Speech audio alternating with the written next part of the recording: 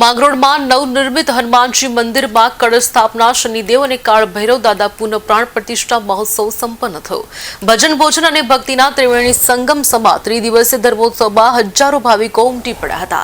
બજરંગ મંડળ દ્વારા ભક્તિમય વાતાવરણમાં 3 દિવસીય ધર્મોત્સવનું આયોજન કરાયું હતું, જેમાં ઓર્કેસ્ટ્રા સાથે મહાઆરતી, મહાપ્રસાદ અને ત્યારબાદ નામાંકિત ભજન કલાકારોના સ્વરે ભવ્ય સંતવાણી કાર્યક્રમનો હજારો લોકોએ લાભ લઈને ધન્યતા અનુભવી હતી।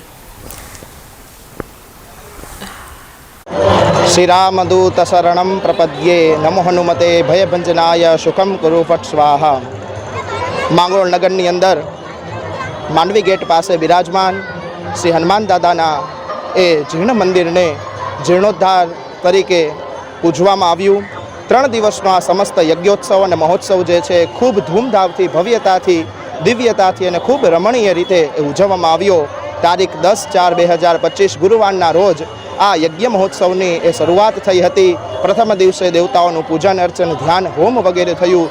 બીજે દિવસે વાસ્તુ પૂજન થયું અને ત્રીજે દિવસે એટલે કે આજના દિવસે શ્રી હનુમાન જયંતિના પર્વ નિમિત્તે હનુમાનજીના એ નૂતન નવનિર્મિત એ મંદિરનો જીર્ણોદ્ધાર અને શનિ મહારાજ અને ભૈરવ મહારાજની પુનઃ પ્રાણ પ્રતિષ્ઠા સાથે શિખર પૂજન, દંડ પૂજન, ધ્વજ પૂજન થયું છે।